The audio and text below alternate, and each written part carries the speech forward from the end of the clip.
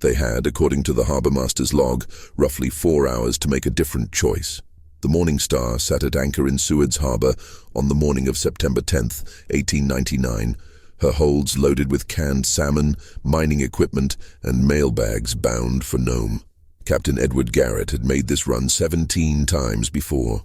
The vessel was a coastal steamer of modest reputation, neither the fastest nor the slowest in the Alaska trade, and her crew of 11 men knew the inside passage well enough to navigate it in poor visibility.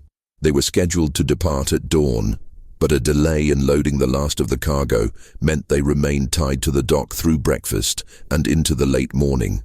No one aboard seemed troubled by this. The weather that morning was unremarkable for early autumn in Alaska. Overcast, cool, with a light wind from the southwest.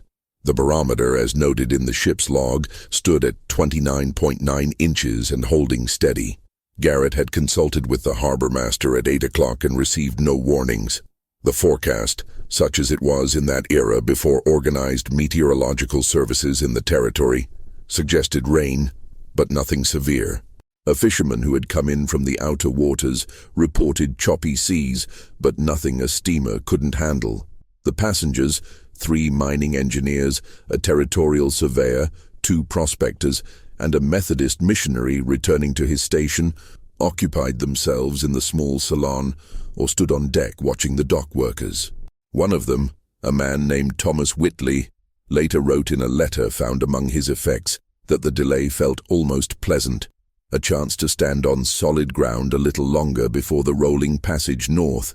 The critical detail, preserved in the harbourmaster's ledger and later submitted as evidence during the inquiry, is that at 10:15 a.m., a coastal mailboat arrived from Cordova with news that a severe low-pressure system had developed west of Kodiak Island and was moving northeast with unusual speed. The harbourmaster walked down to the Morning Star personally to relay this information to Captain Garrett. What followed was not an argument, but a conversation. Garrett stood on the deck with the harbourmaster for approximately 10 minutes. A dock worker named Samuel Peterson, who was within earshot, recalled later that Garrett asked how fast the system was moving and whether it was expected to reach the coastal route. The harbourmaster replied that he couldn't say for certain. Storms in that region often dissipated or changed course, but that it might be wise to wait until the following morning to see how conditions developed. Garrett nodded. He thanked the man. He said he would consider it. Then he returned to the wheelhouse and made no immediate decision. The ship remained at anchor. The crew continued their work. The passengers remained unaware that any question had been raised. At 11:40 a.m., according to the ship's log, Garrett gave the order to cast off. The Morning Star departed Seward Harbour under her own power, her engine steady, her course set northwest along the coast. The wind had picked up slightly, but the sea remained navigable. Several witnesses on the dock watched her go without concern. In the logbook, in Garrett's own hand, there is a single entry made just after departure. Barometer 29.7 and falling. Sea moderate. Proceeding as planned. The last line of that entry, written in the same neat script, reads, "Could have delayed. Saw no reason." To understand why Captain Garrett proceeded, one must understand the rhythm of coastal trade in turn-of-the-century Alaska. The Morning Star was not a passenger liner, but a working vessel, and her schedule mattered. Delays cost money. Cargo contracts included delivery windows, and the mining operations in Nome were already facing supply shortages as winter approached. Garrett was not a reckless man. His record showed 17 successful voyages along this route, but he was a man operating within a system that rewarded punctuality and penalized caution. Moreover, the weather in that region was always uncertain. Storms developed and dissolved with little warning. A falling barometer was not unusual. Garrett had sailed through worse conditions and arrived safely. The passengers, for their part, trusted his judgment entirely. None of them had experience in maritime navigation, and none thought to question the decision to depart. The ship's first mate, a man named Lawrence Hobbs, had served under Garrett for 3 years. In a letter written to his sister 2 weeks before the voyage, recovered later from his cabin, Hobbs mentioned that Garrett was cautious to a fault and that he trusted the captain's instincts more than any weather report. This sentiment appears to have been shared by the crew, none of whom raised objections to the departure. The early hours of the voyage were, by all accounts, uneventful. The Morning Star proceeded northwest along the coast at her normal cruising speed of 9 knots. The sea was choppy but not dangerous. The wind remained steady. Garrett maintained a course that kept the ship within sight of land, a common practice for vessels without advanced navigational equipment. The passengers ate lunch in the salon, canned beef, bread, and coffee, and several of them remarked that the passage was smoother than expected. At 2 p.m., the barometer stood at 29.4 inches. Garrett noted this in the log, but made no change to the ship's course or speed. At 3:30 p.m., the wind shifted to the northwest and increased noticeably. The sea became rougher, though still within the range of normal conditions for the passage. One of the passengers, the missionary, later wrote in his journal, found floating in a waterproof case 3 weeks after the incident, that he felt the ship begin to pitch more heavily and that he went to his cabin to lie down, not out of fear but simply to avoid seasickness. At 4:15 p.m., the rain began. It was not a sudden deluge, but a steady, cold rain that reduced visibility and made the deck slippery. The crew secured loose items and checked the hatches. Garrett reduced speed slightly as a precaution. The ship continued northwest. At this point, approximately 5 hours after departure, the Morning Star was still within range of several sheltered anchorages along the coast. Cape Puget, a natural harbor frequently used by steamers in bad weather, was less than 2 hours away at reduced speed. Garrett would have known this. The anchorage was marked on his charts, and he had used it before. But the decision to turn back or seek shelter requires acknowledging that conditions have become serious. And at 4:15 p.m., they had not. The passengers remained in their cabins or in the salon. The crew went about their duties with the calm efficiency of men who had weathered rough seas many times before. There was no alarm, no raised voices, no sense that anything irreversible was occurring. In his journal, the missionary wrote, "The rain is quite heavy now, and the ship rolls considerably. But Captain Garrett assures us this is normal for the passage. We expect to reach calmer waters by nightfall." That entry is dated 4:30 p.m., September 10th, 1899. It was the last journal entry he would make. The storm reached the Morning Star at approximately 5 p.m. There was no dramatic announcement, no sudden catastrophe. The wind simply increased, first to 30 knots, then to 40, then beyond the range where estimation was reliable. The rain became dense enough to obscure the coastline entirely. The sea, which had been rough, became violent. Garrett's response, based on the fragments of the ship's log recovered later, was measured and professional. At 5:10 p.m., he ordered the engine reduced to quarter speed and the ship's bow turned into the wind to prevent broaching. He instructed the crew to double-check all hatches and to secure the passengers in their cabins. He sent the first mate below to assess whether any cargo had shifted. These were correct decisions. What Garrett did not do, what he could no longer do, was turn toward Cape Puget. By 5 p.m., the wind and current had pushed the Morning Star too far offshore. The storm had closed the gap between the ship and the coast, making navigation toward any anchorage impossibly dangerous. The ship was not lost, not yet, but it was committed.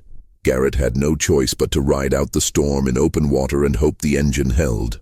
The passengers, confined to their cabins, understood that the situation had become serious, but not that it had become critical. The missionary's journal, though it ends at 4:30 p.m., was found with his personal effects, which included a pocket watch stopped at 6:22 p.m.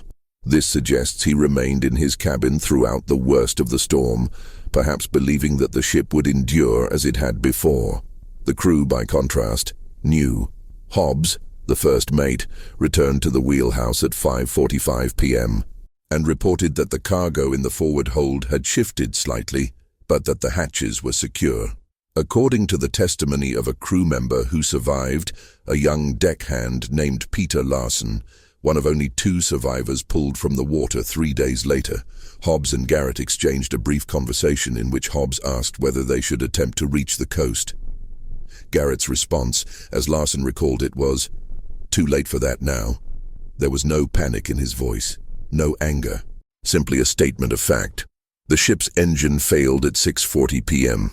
The cause was later determined to be a combination of stress and poor maintenance, a fracture in the main steam line that had likely been developing for months but had gone unnoticed.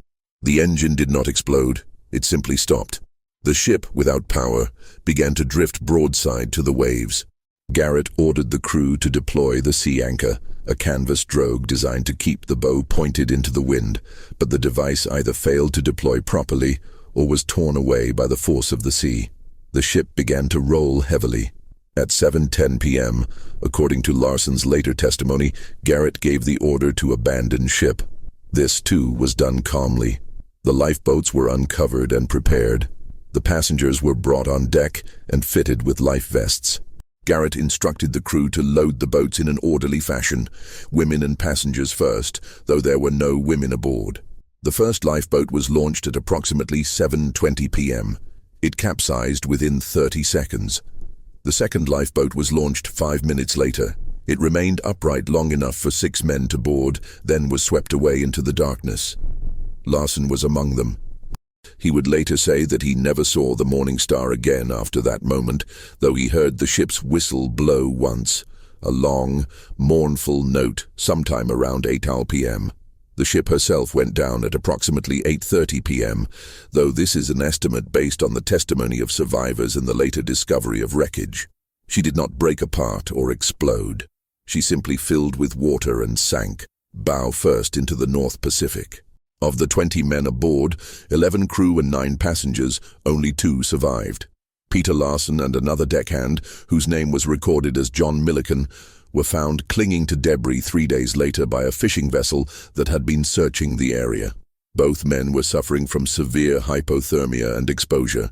Milliken died within hours of being rescued. Larson survived long enough to give his account to the authorities. When asked during the formal inquiry whether Captain Garrett could have saved the ship by turning back earlier, Larson replied, "I don't know, sir. I think he thought we had time." The inquiry into the loss of the Morning Star convened in Seward on November 3, 1899, under the authority of the United States Revenue Cutter Service, the predecessor to the Coast Guard. The panel consisted of 3 officers, none of whom had been present during the voyage. Their task was to determine whether negligence or misconduct had contributed to the disaster. The findings, published in a 16-page report, concluded that Captain Garrett had not been negligent, but had exercised poor judgment in proceeding with the voyage after being warned of deteriorating weather conditions. The report noted that Garrett was an experienced mariner with a strong safety record, and that his decision to depart likely reflected the pressures of commercial shipping rather than recklessness. The report also noted, in a passage that has been quoted in subsequent maritime safety analyses, that the disaster did not result from any single catastrophic error, but from a series of small decisions, each of which seemed reasonable at the time, that cumulatively placed the vessel beyond the point of recovery. This conclusion, though phrased in formal language, identifies the core of what happened. The tragedy was not dramatic, it was incremental.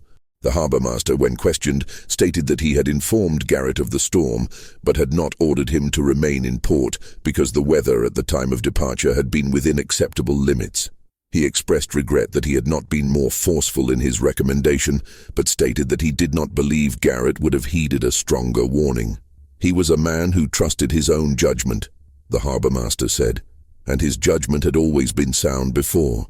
Several witnesses testified that the Morning Star had been in need of maintenance, and that the ship's owners, a small Tacoma-based shipping company, had delayed necessary repairs to keep the vessel in service. The fractured steam line, which caused the engine failure, had likely been compromised for months. An engineer who had inspected the ship in July testified that he had recommended a full overhaul of the engine system, but that the company had opted for only minor repairs. The company denied this, though records later showed that the ship had been operating on a reduced maintenance schedule. The passengers' families, most of whom lived outside Alaska, received compensation from the shipping company through a settlement that avoided litigation. The amounts were not disclosed, but letters from the period suggest they were modest. Thomas Whitley's letter, written aboard the ship on the morning of September 10th and mailed from Seward before departure, was delivered to his sister in Oregon 6 weeks after his death. In it, he mentioned the delay in departure and wrote, "I am told we will reach Nome by the 14th, weather permitting. The captain seems confident, and I see no reason to doubt him." The missionary's journal, recovered along with his body, ended with the entry at 4:30 p.m. His personal effects included a Bible, a small cross, and the waterproof case that had kept his journal dry. His family, in a letter to the inquiry board, expressed gratitude that his final written words showed no fear. The most haunting testimony came from Peter Larson, the surviving deckhand. When asked to describe the final moments aboard the Morning Star, Larson said, "It wasn't like anything I expected.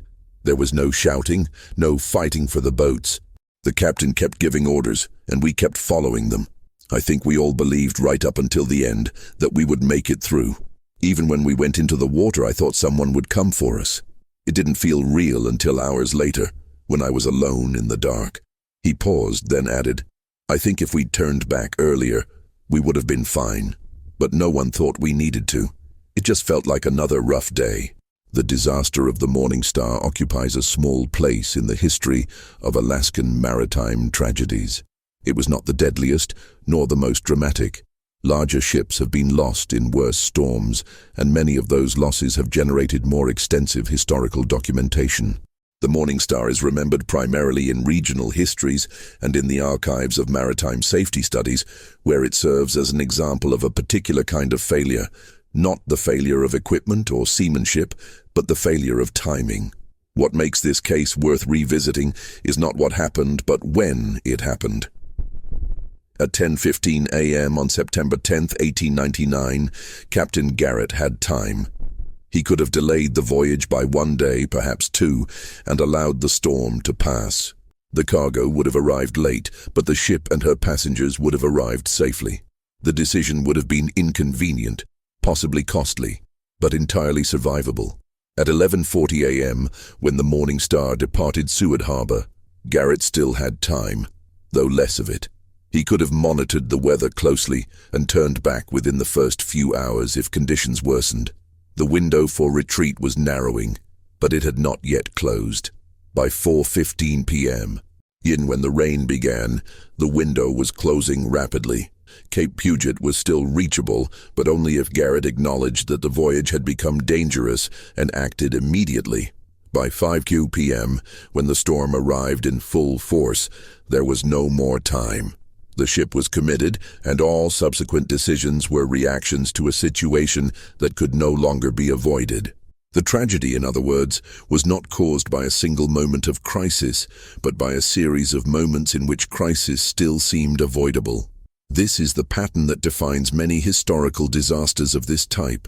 Not chaos, but hesitation. Not panic, but calm. The belief, held by competent and experienced people, that there is still time to make a different choice, until, quite suddenly, there is not. Captain Garrett was not a reckless man. He was a professional mariner with years of experience and a strong safety record. He made decisions based on the information he had, the pressures he faced, and the patterns he had learned over 17 previous voyages. Those decisions at each moment seemed reasonable, and yet, cumulatively, they led to a point where no decision could save him. The inquiry's conclusion, that the disaster resulted from a series of small decisions, each of which seemed reasonable at the time, is as close as official language comes to acknowledging the quiet, undramatic nature of what happened. There was no villain. There was no catastrophic error. There was only the slow erosion of options, the gradual closing of a door that had once been open. Peter Larson, the only surviving witness, lived until 1947. In his later years, he rarely spoke of the Morning Star, but in a brief interview conducted in 1938, he was asked whether he blamed Captain Garrett for what happened. His response was measured. "No, sir. I think he did what any captain would have done. He thought we had time. We all did." When asked what he had learned from the experience, Larson paused for a long time before answering. "That you don't always know when time runs out," he said. "It doesn't announce itself. It just slips away, and you realize too late that you should have moved sooner. The wreckage of the Morning Star was never recovered. The ship lies somewhere off the coast of Alaska, in deep water, her exact location unknown. Occasionally pieces of debris wash ashore, fragments of wood, sections of metal, but none have been definitively linked to the vessel. The disaster is not marked by any memorial. The names of the victims are recorded in the inquiry report and in a few scattered archives. But there is no plaque, no monument, no public commemoration. The Morning Star is remembered, if at all, as a footnote in the history of Alaskan shipping. A small steamer that left port on a cloudy morning in September 1899 and never arrived at her destination. What remains is the record, the harbor master's log, the ship's final entries, the testimony of witnesses, the letters and journals of the dead. These documents, preserved in the archives of the Alaska State Historical Society and the National Archives in Washington, D.C., tell a story that is neither dramatic nor chaotic. They describe a series of decisions made by rational people under conditions of uncertainty, each decision narrowing the range of future possibilities, until the only possibility left was the one no one had chosen. The tragedy of the Morning Star was not that her crew lacked skill or that her captain lacked judgment. It was that the moment to act, the moment when safety was still possible, passed quietly, without announcement, while everyone aboard believed there was still time. And when they realized there was not, the sea had already made its claim.